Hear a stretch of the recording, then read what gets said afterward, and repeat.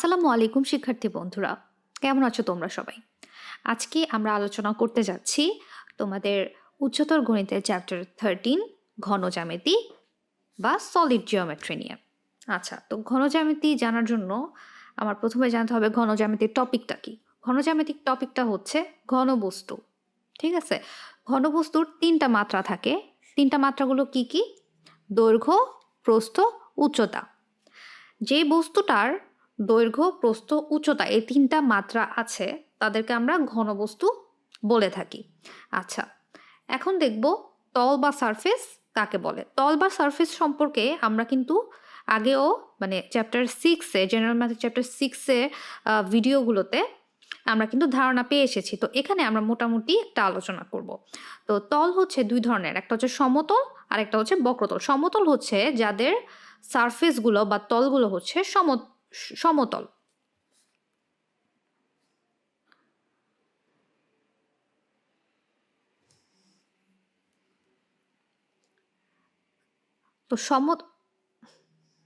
তো তল হচ্ছে দুই প্রকার। প্রথমে দেখি সমতল। সমতল বা প্লেন সারফেস। এই যে ঘনবস্তুটা দেখতে পাচ্ছ তার যে প্রত্যেকটা তল হচ্ছে কি সমতল। আচ্ছা, তারপর হচ্ছে বক্রতলটা দেখো।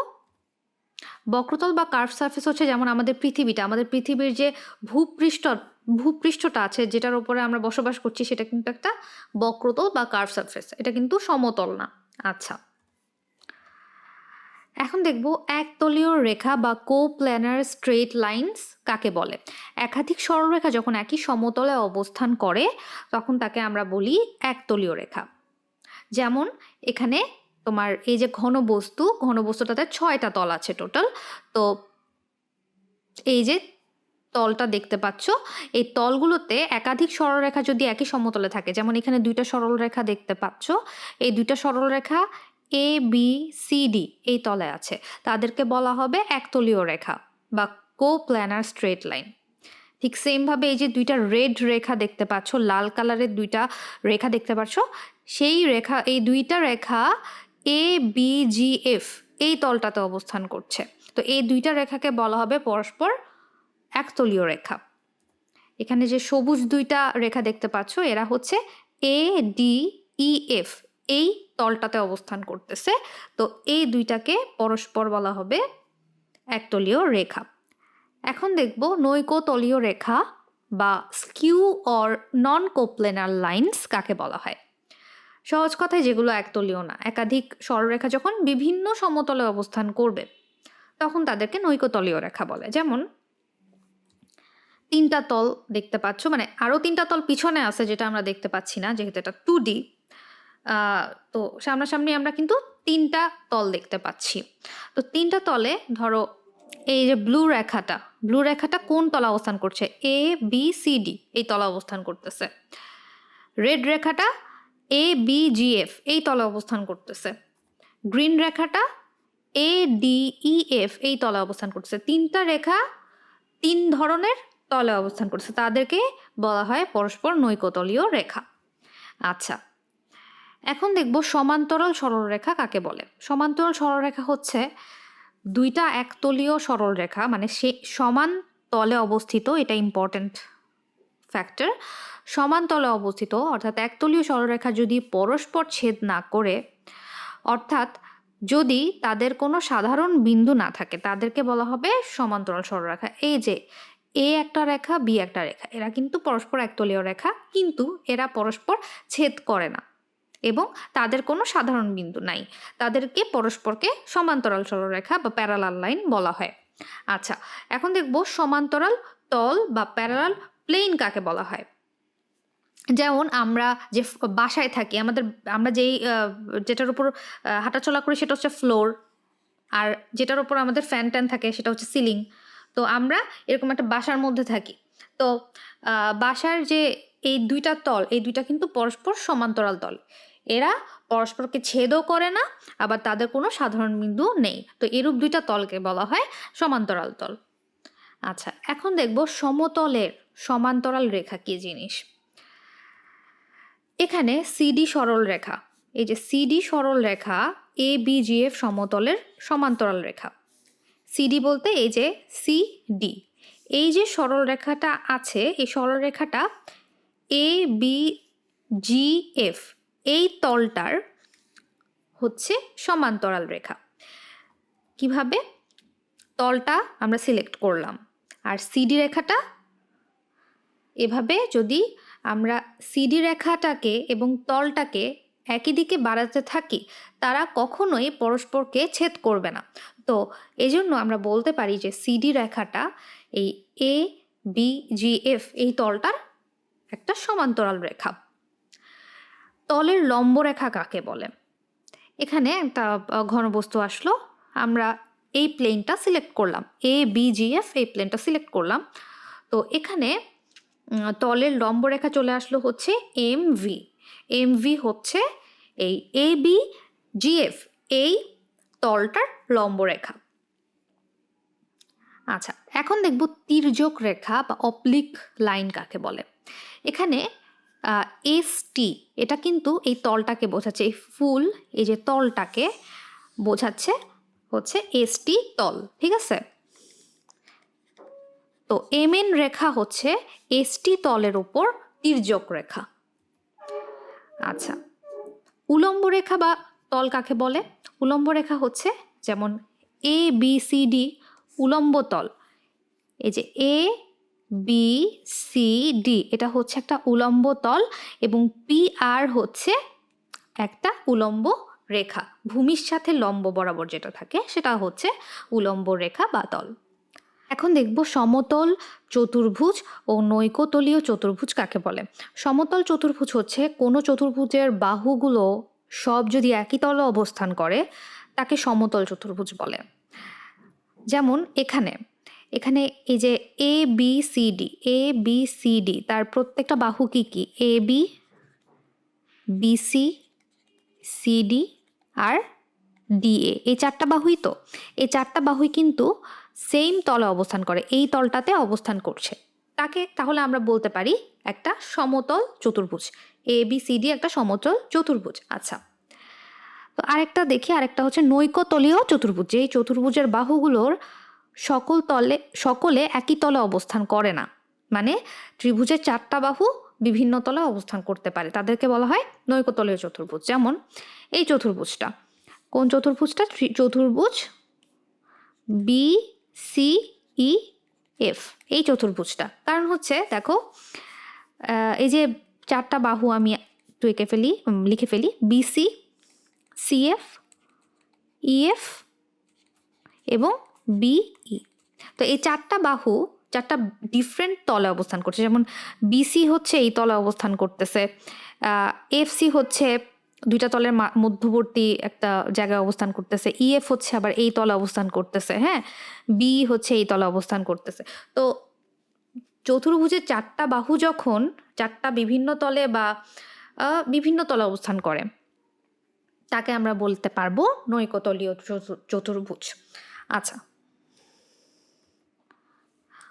অর্থাৎ কোনো চতুর্ভুজের বাহুগুলো যখন সকলে একই তলে না থেকে বিভিন্ন তলে থাকতে পারে, তখন তাদেরকে আমরা বলবো নৈকতলীয় চতুর্ভুজ। আচ্ছা, নৈকতলীয় রেখার অন্তর্গত কোণ এখন আমরা দেখব। আচ্ছা, এখানে এ বি আর সিডি হচ্ছে দুইটা নৈকতলীয় রেখা, মানে বিভিন্ন তলে তারা অবস্থান করছে। তো যে কোনো শূন্য বিন্দুতে জিরো, যে কোনো একটা পয়েন্ট নিলাম, জিরো পয়েন্টে আমরা প্রথমে এ বি এর সমান্তরাল করে ওপি আঁকলাম, এ বি এর সমান্তরাল করে ওপি আঁকলাম, এবং সিডি এর সমান্তরাল করে কি আঁকলাম? ও কিউ আঁকলাম, ঠিক আছে। তো এরা একটা কোণ তৈরি করে, পি ও কিউ একটা কোণ তৈরি করছে, এই কোণটাকেই আমরা বলি নৈকতলীয় রেখার অন্তর্গত কোণ। এখন দেখব দ্বিতল বা ডিহেড্রাল অ্যাঙ্গেল কাকে বলে।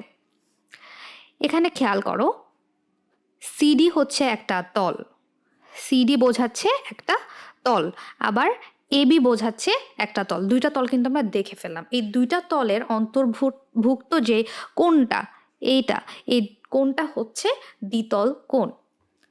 আচ্ছা, এখন আমরা দেখব আয়তাকার ঘনবস্তু। আয়তাকার ঘনবস্তু কিন্তু আমরা সবাই চিনি।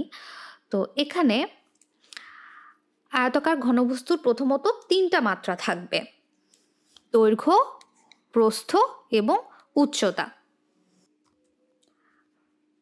তো এখানে এবিকে আমরা ধরলাম এ একক, এবিকে আমরা ধরলাম এ একক, অর্থাৎ এটা হচ্ছে দৈর্ঘ্য, এডি হচ্ছে বি একক, এটা হচ্ছে প্রস্থ, আর এ প্রাইম যেটা, এটা হচ্ছে সি একক, এটাকে আমরা ধরলাম উচ্চতা। তাহলে একে আমরা ধরলাম দৈর্ঘ্যকে ধরলাম এ, প্রস্থকে ধরলাম বি এবং উচ্চতাকে ধরলাম সি।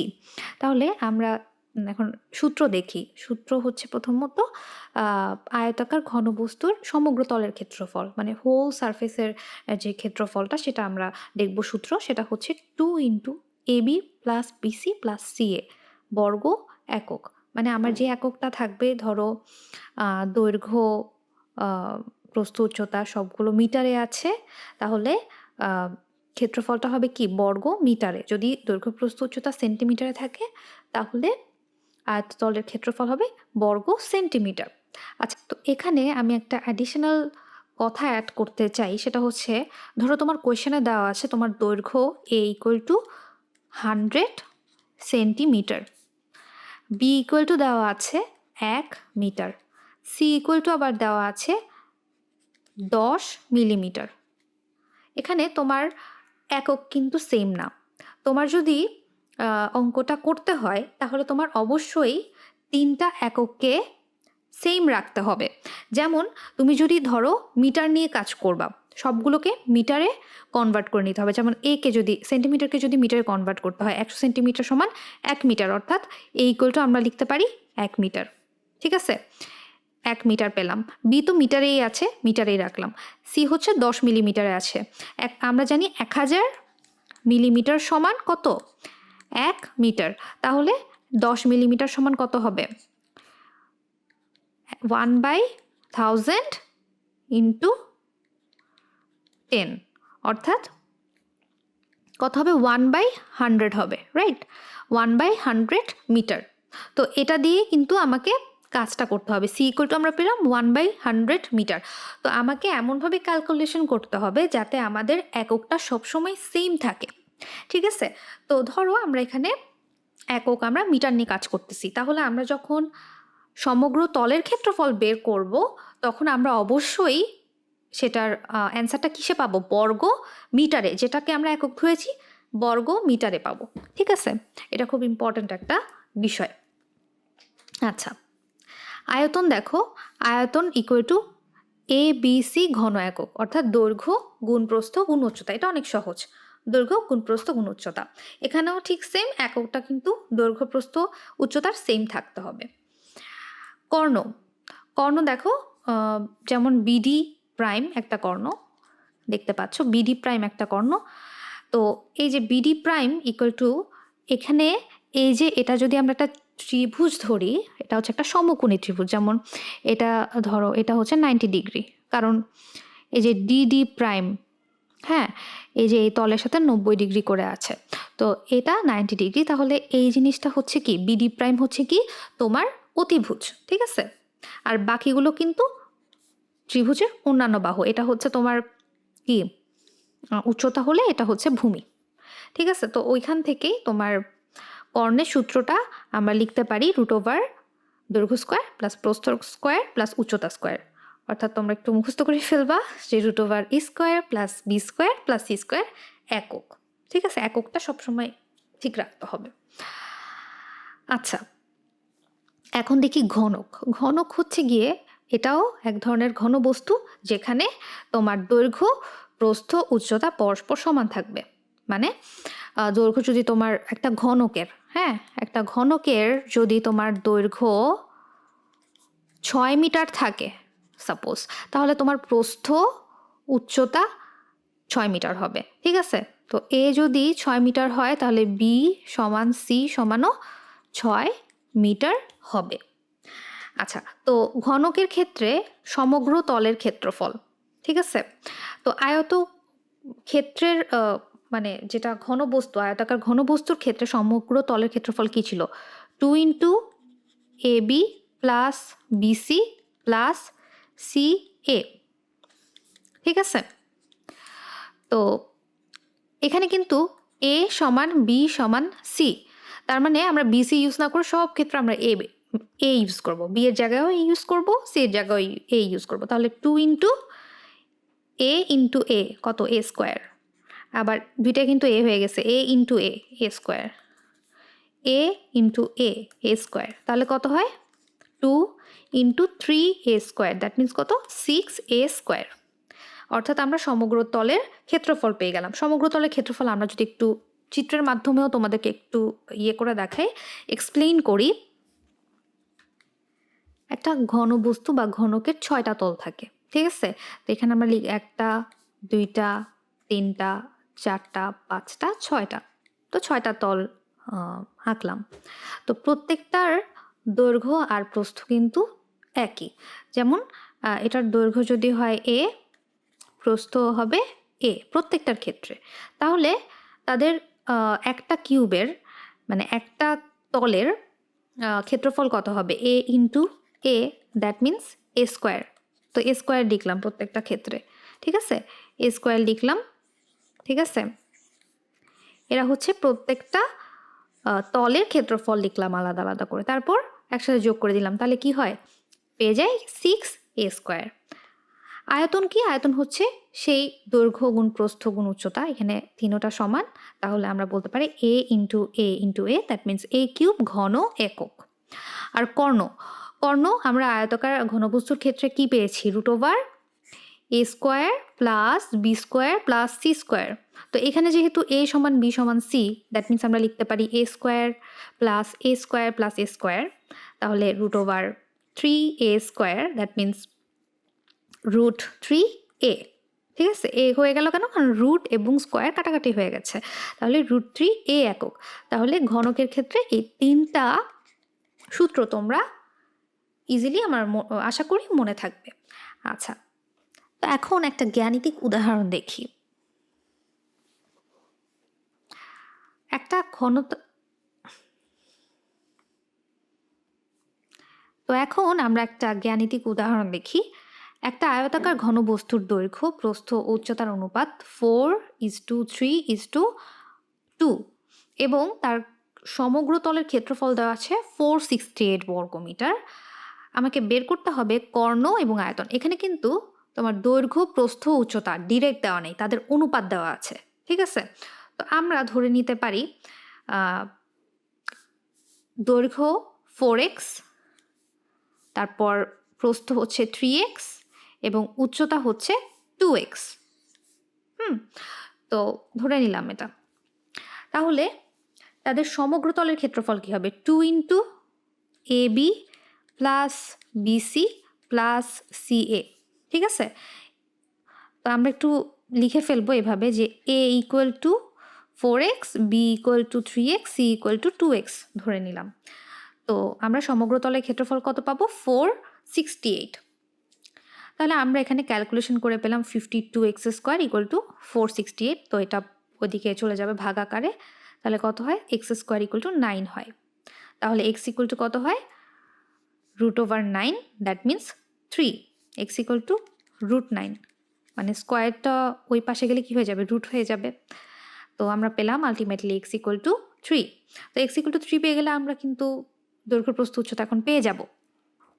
তাহলে দৈর্ঘ্য কি, দৈর্ঘ্য হচ্ছে 4x, that means A equal two 4 into 3 কত হয় 12, বি হচ্ছে 3x, 3 ইন্টু 3 দ্যাট মিন্স হয় 9, সি ইকুয়াল টু হচ্ছে 2x, 2 ইন্টু 3 দ্যাট মিন্স 6। তাহলে আমরা দৈর্ঘ্য 12 মিটার, উচ্চতা 6 মিটার, প্রস্থ 9 মিটার আমরা পেয়ে গেলাম। আচ্ছা, তো এখানে মিটার কেন, আমরা মিটার কেন লিখেছি, কারণ আমাদের প্রশ্নেই দেওয়া আছে যে সমগ্র তলের ক্ষেত্রফল 468 বর্গমিটার। তাহলে আমাদের দৈর্ঘ্য প্রস্থ উচ্চতা অবশ্যই মিটারে। তাহলে আমরা এ বি সি এর মান পেয়ে গেলাম। এখন তাহলে কর্ণ আমরা বের করতে পারবো না। কর্ণ হচ্ছে, তাহলে কর্ণের দৈর্ঘ্য ইকুয়াল টু হচ্ছে, আমরা জানি root over A square plus B square plus C square. তো A equal to 12 square, B equal to 9, C equal to 6। তাহলে আমরা পেয়ে গেলাম রুট ওভার 12 স্কোয়ার মানে 144, 9 স্কোয়ার মানে 81 আর 6 স্কোয়ার মানে 36, তাহলে ইকুয়াল টু হচ্ছে √261। ক্যালকুলেটরে যদি করি তাহলে হচ্ছে 16.16 মিটার হয়। তো আমরা এটাকে 16 মিটারই ধরতে পারি। কর্ণের দৈর্ঘ্য হচ্ছে 16 মিটার, আর আয়তন হচ্ছে আমরা জানি দৈর্ঘ্য গুণ প্রস্থ গুণ উচ্চতা, অর্থাৎ ABC। তো A into B into C equal to 648 ঘন মিটার। আচ্ছা, এখন দেখব প্রিজম। প্রিজম হচ্ছে যে ঘন বস্তুর দুই প্রান্ত সর্বসম ও সমান্তরাল বহুভুজ দ্বারা আবদ্ধ থাকে এবং অন্য তলগুলো সামান্তরিক থাকে, তাদেরকে বলা হয় প্রিজম। যে ঘন বস্তুর দুই প্রান্ত, কোন দুই প্রান্ত?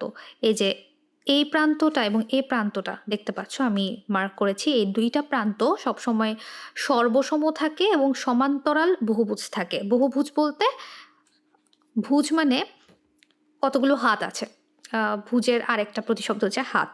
তো ত্রিভুজও একটা বহুভুজ, হ্যাঁ, চতুর্ভুজও একটা বহুভুজ, পঞ্চভুজও একটা বহুভুজ, অর্থাৎ হাতের পরিমাণ যত তার নামকরণ সেরকম। যেমন যদি হাতেরটা তিনটা বাহু হয় তাহলে আমরা কি বলি? ত্রিভুজ বলি। 4টা বাহু হলে চতুর্ভুজ বলি, 5টা বাহু হতে পঞ্চভুজ বলি।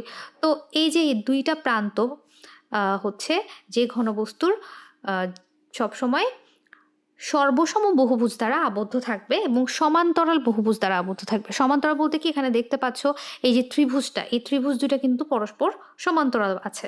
আচ্ছা, এবং অন্য তলগুলো সামান্তরিক। অন্য তল বলতে যে পাশের যে তলগুলো আছে।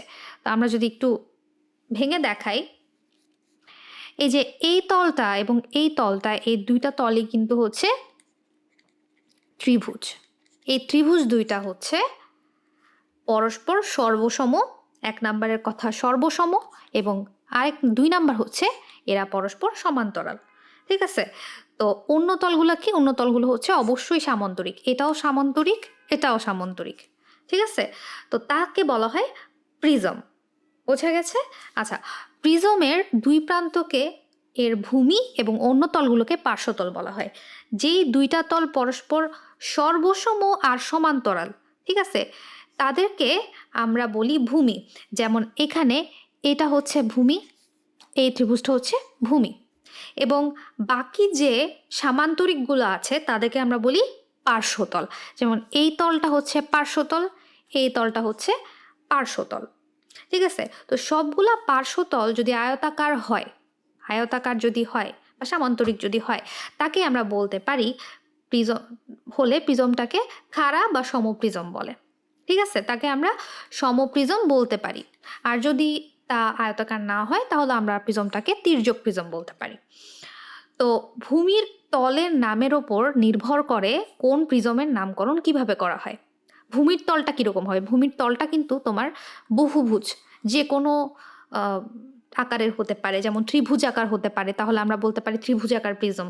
এটা যেমন ভূমি হচ্ছে একটা ত্রিভুজাকার, তো আমরা এই প্রিজমটাকে বলতে পারি ত্রিভুজাকার প্রিজম।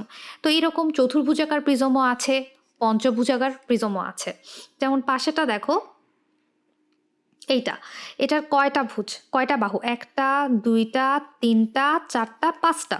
তো এটা হচ্ছে এই দুইটা যে সমান্তরাল এবং সর্বসম তলটা দেখতে পাচ্ছ, এরা হচ্ছে কি পঞ্চভুজ। ঠিক আছে? তো একে আমরা বলতে পারি পঞ্চভুজাকার ত্রিভুজ। তো আমরা যদি একটু এটা দেখি, এই দুইটা হচ্ছে পরস্পর সর্বসম এবং পরস্পর সমান্তরাল, এবং একেই আমরা বলি ভূমি। তো এই ভূমিটা কি আকারের? পঞ্চভুজ আকারের। তো এই প্রিজমটাকে আমরা বলি পঞ্চভুজ আকারের ত্রিভুজ, এই প্রিজমটাকে, এবং এই প্রিজমটাকে আমরা বলি ত্রিভুজাকার প্রিজম। এটাকে আমরা বলি পঞ্চভুজাকার প্রিজম। আচ্ছা, এখন আমরা দেখব প্রিজমের সূত্র। তো প্রথমত দেখব সমগ্র তলের ক্ষেত্রফলের সূত্রটা কি। 2 ইন্টু ভূমির ক্ষেত্রফল প্লাস পার্শ্বতলগুলোর ক্ষেত্রফল। ভূমির ক্ষেত্রফল মানে এই যে এটা ভূমি অথবা এটা ভূমি, তো এইটার যে ক্ষেত্রফলটা প্রথমে কাউন্ট করব, 2 ইন্টু ভূমির ক্ষেত্রফল প্লাস পার্শ্বতলগুলোর ক্ষেত্রফল। পার্শ্বতলগুলোর ক্ষেত্রফল আমরা এভাবে নির্ণয় করি, ভূমির পরিসীমা ইন্টু উচ্চতা। এভাবে আমরা নির্ণয় করি। ভূমির পরিসীমা হচ্ছে এই ভূমির যে কয়টা বাহু, এটা ধরো 3টা বাহু, 1 2 3, তো 3টা বাহুর যোগফল ইন্টু হচ্ছে তোমার উচ্চতাটা। ঠিক আছে? আচ্ছা, আয়তন হচ্ছে ভূমির ক্ষেত্রফল ইন্টু উচ্চতা। ভূমির ক্ষেত্রফল প্রথমে কাউন্ট করে ক্যালকুলেট করে ইন্টু এই উচ্চতা, প্রিজমের উচ্চতাটার সাথে গুণ করলে প্রিজমের আয়তন পেয়ে যাচ্ছি। একটা ত্রিভুজাকার প্রিজমের ভূমির বাহুগুলার দৈর্ঘ্য দেওয়া আছে যথাক্রমে 3, 4, 5 সেন্টিমিটার এবং উচ্চতা হচ্ছে 8 সেন্টিমিটার। তো এর সমগ্রতলের ক্ষেত্রফল এবং আয়তন নির্ণয় করতে হবে। তো খেয়াল করো যে এদের একক প্রথমত দেওয়া আছে সেন্টিমিটারে, ঠিক আছে? তো ভূমিটা দেখি, ভূমিটা হচ্ছে এই অংশটা। তো এই অংশটার বাহুগুলার দৈর্ঘ্য যথাক্রমে 3, 4, 5। তো ধরো এটা হচ্ছে 3, এটা হচ্ছে 4 এবং এটা হচ্ছে 5 এবং উচ্চতা হচ্ছে 8 সেন্টিমিটার। উচ্চতা বলতে প্রিজমের উচ্চতা, অর্থাৎ এতটুকু অংশ, এটা হচ্ছে 8 সেন্টিমিটার, রাইট? তো এখানে একটা জিনিস খেয়াল করো, ত্রিভুজের ক্ষেত্রে 3 square plus 4 square, that means 9 plus 16 equal to হচ্ছে 25। আবার 5 স্কোয়ার ইকুয়াল টু হচ্ছে 25, দ্যাট মিনস আমার 3 square plus 4 square equal to 5 square হয়ে যাচ্ছে। তো এটাকে আমরা কিন্তু পিথাগোরাসের উপপাদ্য বা পিথাগোরাসের সূত্র বলতে পারি। তো পিথাগোরাসের সূত্র অনুসারে এই 5টা হচ্ছে তোমার অতিভুজ, এটা হচ্ছে অতিভুজ এবং বাকি 2টা হচ্ছে ভূমি এবং উচ্চতা। তো আমরা তাহলে এটাকে বলতে পারি এটা আলটিমেটলি ত্রিভুজটা হচ্ছে সমকোণী ত্রিভুজ। তো সমকোণী যে ত্রিভুজটা, এটা যে সমকোণী ত্রিভুজ এটা কিন্তু আমার কোথাও বলা নাই, ঠিক আছে? আমরা দৈর্ঘ্যগুলো দেখে আমরা বুঝতে পারলাম যে এটা একটা সমকোণী ত্রিভুজ। তো যেটার ক্ষেত্রফল হচ্ছে হাফ ইন্টু ভূমি ইন্টু উচ্চতা। হাফ ইন্টু ভূমি হচ্ছে তোমার 4, উচ্চতা হচ্ছে 3। এখানে ভূমি উচ্চতা যে কোনো একটা হতে পারে, এটা যদি ভূমি হয় এটা উচ্চতা হবে, এটা যদি ভূমি হয় এটা উচ্চতা হবে, অত ম্যাটার না। তো হাফ ইন্টু ভূমি গুণ উচ্চতা ইকুয়াল টু হচ্ছে 6 বর্গ সেন্টিমিটার। এখানে কিন্তু সেন্টিমিটারে দেওয়া আছে, এটা একটু খেয়াল রাখতে হবে, 6 বর্গ সেন্টিমিটার। তাহলে আমরা কিন্তু কি ভূমির ক্ষেত্রফলটা পেয়ে গেলাম, ঠিক আছে? তো এখন সমগ্র তলের ক্ষেত্রফল বের করবো। সমগ্র তলের ক্ষেত্রফল ইকুয়াল টু কি আমরা জানি 2 ইন্টু ভূমির ক্ষেত্রফল প্লাস ভূমির পরিসীমা ইন্টু উচ্চতা। তো 2 ইন্টু, এখানে যদি একটু ছোট করে লিখে দিই, 2 ইন্টু ভূমির ক্ষেত্রফল আমরা কি পেয়েছি, 6 বর্গ সেন্টিমিটার পেয়েছি, প্লাস ভূমির পরিসীমা হচ্ছে 3টা বাহুর যোগফল, 3 প্লাস 4 প্লাস 5 কত হয়, 12, ঠিক আছে? তো ভূমির পরিসীমা পাইলাম 12 ইন্টু উচ্চতা কত আমার দেওয়া আছে, প্রিজমের উচ্চতা 8 সেন্টিমিটার, 8 সেন্টিমিটার। তাহলে আমরা কি পেলাম, আমরা পেলাম 12 যোগ 96। তাহলে 12 যোগ 96 কত হয়, 108 বর্গ সেন্টিমিটার হয়। তাহলে আমরা প্রিজমটার সমগ্র তলের ক্ষেত্রফল বের করে ফেললাম। এখন আমরা দেখব আয়তন। প্রিজমের আয়তন আমরা জানি হচ্ছে ভূমির ক্ষেত্রফল ইন্টু উচ্চতা। ভূমির ক্ষেত্রফল হচ্ছে কত, 6 ইন্টু উচ্চতা হচ্ছে 8। তাহলে কত হয়, আয়তন হচ্ছে 6 48, 48 ঘন সেন্টিমিটার, ঠিক আছে? তো আমরা সমগ্র তলের ক্ষেত্রফল এবং আয়তন পেয়ে গেলাম। এখন দেখব পিরামিড। বহুভুজের ওপর যে ঘনবস্তুর একটা শীর্ষবিন্দু থাকে এবং যার পার্শ্বতলগুলো সবসময় প্রত্যেকটা ত্রিভুজাকার থাকে তাকে বলা হয় পিরামিড। যেমন এখানে একটা পিরামিড দেখতে পাচ্ছ, তো যার ভূমি হচ্ছে একটা বহুভুজ, এটা একটা বহুভুজ। বহুভুজ বলতে এটা একটা চতুর্ভুজ। তো চতুর্ভুজের ওপরে এটা একটা ঘনবস্তু যার একটা শীর্ষবিন্দু আছে এবং পার্শ্বতলগুলো হচ্ছে প্রত্যেকটা ত্রিভুজাকার, যেমন এইটাও ত্রিভুজ, এটাও ত্রিভুজ, ভেতরের তলগুলাও ত্রিভুজ। আচ্ছা, তো বহুভুজ বলতে ভূমিটা বিভিন্ন আকারের হতে পারে, যেমন এটা হচ্ছে চতুর্ভুজ আকারের, এটা হচ্ছে তোমার 1 2 1 2 3 4 5, এটা হচ্ছে পঞ্চভুজ আকারের ভূমি যার এটা হচ্ছে শীর্ষ। আচ্ছা, এটা হচ্ছে ষড়ভুজ আকারের ভূমি এবং এটা হচ্ছে শীর্ষ, অর্থাৎ ভূমি বিভিন্ন আকারেরই হতে পারে পিরামিডের। এবং সবসময় মনে রাখতে হবে পিরামিডের পার্শ্বতলগুলা সবসময় ত্রিভুজাকার থাকবে। পিরামিডের ভূমি যে কোনো আকারের বহুভুজ এবং পার্শ্বতলগুলোও যে কোনো ধরনের ত্রিভুজ হতে পারে। আচ্ছা, যদি ভূমি সুষম বহুভুজ হয়, একটা সুষম বহুভুজ বলতে তার মানে আঁকা বাঁকা না, একটা সুষম বহুভুজ এবং পার্শ্বতলগুলো সর্বসম ত্রিভুজ। সর্বসম বলতে তাদের সব কিছুই সমান, বাহুগুলো সমান, কোণগুলো সমান। হ্যাঁ, তো এরকম যদি হয় তাহলে তাকে আমরা বলতে পারি সুষম পিরামিড। শীর্ষবিন্দু ও ভূমির যে কোনো কৌণিক বিন্দুর সংযোজক রেখাকে পিরামিডের ধার বলে। ধরো এটা একটা শীর্ষবিন্দু এবং এটা হচ্ছে ভূমির যে কোনো কৌণিক বিন্দু। এই ভূমির কয়টা কৌণিক বিন্দু আছে? 1টা, 2টা, 3টা, 4টা। আর শীর্ষ হচ্ছে, পিরামিডের শীর্ষ হচ্ছে এটা। তো শীর্ষ থেকে যে কোনো কৌণিক বিন্দুর সংযোজক রেখাকে বলা হয় পিরামিডের ধার। যেমন এটা পিরামিডের একটা ধার।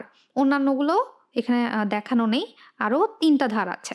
আচ্ছা, শীর্ষ হতে ভূমির ওপর অঙ্কিত লম্ব দৈর্ঘ্যকে পিরামিডের উচ্চতা বলে। শীর্ষ থেকে যখন ভূমির ওপর একটা আমরা লম্ব আঁকবো তখন এটাকে বলা হবে পিরামিডের উচ্চতা। আচ্ছা, এই 4টা তল দেখতে পাচ্ছ, ত্রিভুজ আকারের 4টা তল আমরা আলাদা আলাদা করে দেখালাম। আচ্ছা,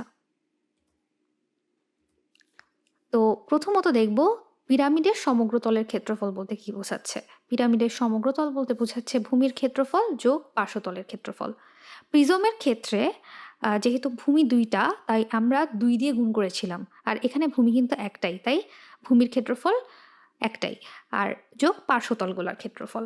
এখন পার্শ্বতলগুলো যদি সর্বসম ত্রিভুজ হয়, সর্বসম ত্রিভুজ হলে পিরামিডের সমগ্র তলের ক্ষেত্রফল আমরা বলতে পারি ভূমির ক্ষেত্রফল যোগ পার্শ্বতলগুলোর ক্ষেত্রফল আমরা বলতে পারি হাফ গুণ ভূমির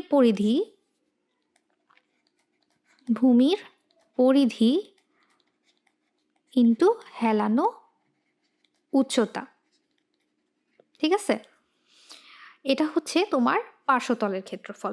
তো এখন দেখব ভূমির পরিধি কি। ভূমির পরিধি বলতে ভূমির যে 4টা বাহু এখানে দেখতে পাচ্ছ, ভূমির 4টা বাহুর যোগফল হচ্ছে ভূমির পরিধি। আর হেলানো উচ্চতাটা কি, এটা ইম্পর্টেন্ট বিষয়। হেলানো উচ্চতা হচ্ছে, এটা দেখো, শীর্ষ থেকে ভূমির ওপর যে লম্বটা সেটা হচ্ছে পিরামিডের উচ্চতা h, আর ভূমি থেকে ভূমির যে মধ্য পয়েন্ট থেকে যে কোনো কৌণিক বিন্দুর দূরত্ব হচ্ছে পিরামিডটার ব্যাসার্ধ। ঠিক আছে, এটাকে আমরা আর দিয়ে চিহ্নিত করি।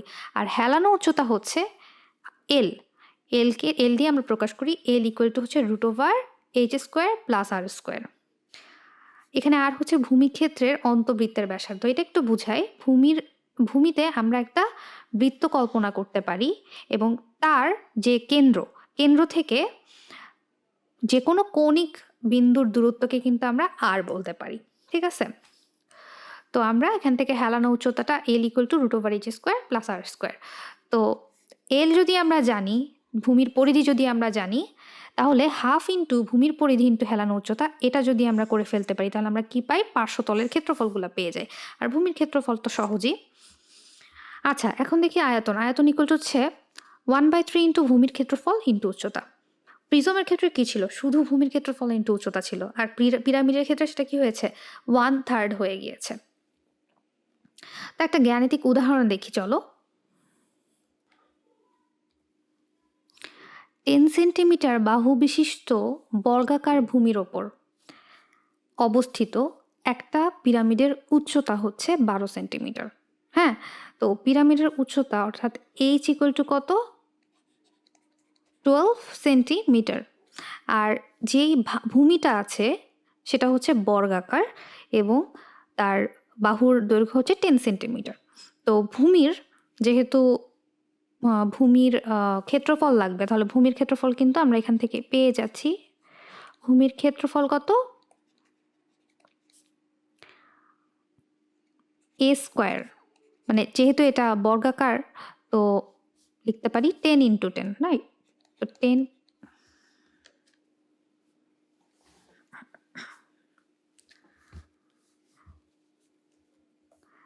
10 সেন্টিমিটার বাহু বিশিষ্ট বর্গাকার ভূমির ওপর অবস্থিত একটা পিরামিডের উচ্চতা 12 সেন্টিমিটার। বের করতে হবে সমগ্র তলের ক্ষেত্রফল এবং আয়তন। তো দেওয়া আছে h দেওয়া আছে তোমার কত, 12 সেন্টিমিটার। আর ভূমির বলে দেওয়া আছে বর্গাকার এবং একটা বাহুর দৈর্ঘ্য দেওয়া আছে। যদি কোনো একটা বর্গের এক বাহু দৈর্ঘ্য আমরা জানি তাহলে বর্গের ক্ষেত্রফল আমরা বের করতে পারি। তো বর্গের বাহু a ইকুয়াল টু কত দেওয়া আছে, 10 সেন্টিমিটার দেওয়া আছে। তাহলে কি হবে, ক্ষেত্রফল কি হবে, 10² বর্গ সেন্টিমিটার।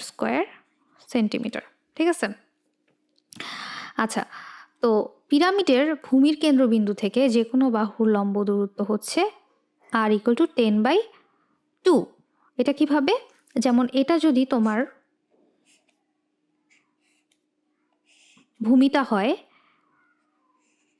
এতটুকু হচ্ছে 10, তাহলে অর্ধেকটা কত? অর্ধেকটা হচ্ছে 5, ঠিক আছে? তো এই বরাবর কিন্তু আমার কেন্দ্রটা, তো কেন্দ্র থেকে এই অংশটুকুর দূরত্ব সেটা কি r না? এটাকে আমরা r বলতে পারি। তো এটা কত? 10/2, রাইট? তো আমরা r বের করলাম 10/2। ওকে, পিরামিডের উচ্চতা h দেওয়া আছে 12 সেন্টিমিটার। তাহলে আমরা হেলানো উচ্চতা l ইকুয়াল টু আমরা কি পাই? l হচ্ছে √h² + r²। দ্যাট মিন্স √ এটা স্কোয়ার হবে, 5 স্কোয়ার হবে √144 + 25, দ্যাট মিন্স 13 সেন্টিমিটার। তাহলে আমরা হেলানো উচ্চতাটা পেয়ে গেলাম কত? l equal to 13 centimetre. এখন সমগ্র তলের ক্ষেত্রফল বের করব। আমরা সূত্র জানি, সমগ্র তলের ক্ষেত্রফল পিরামিডের ক্ষেত্রে ভূমির ক্ষেত্রফল যোগ হাফ ইন্টু ভূমির পরিধি ইন্টু হেলানো উচ্চতা। তো ভূমির ক্ষেত্রফল হচ্ছে 10 স্কোয়ার, 10 × 10, এটা হচ্ছে এতটুকু ভূমির ক্ষেত্রফল, আর এতটুকু হচ্ছে এই অংশটা, রাইট? হাফ ইন্টু ভূমির পরিধি কত? ভূমির পরিধি হচ্ছে 4 × 10। পরিধি বলতে বাহুগুলোর যোগফল বোঝায়। ধরো একটা বর্গাকার বাহু, প্রত্যেকটার বাহুর দৈর্ঘ্য হচ্ছে 10, তাহলে তার পরিধি কী হবে? 10 + 10 + 10 + 10, অর্থাৎ 40।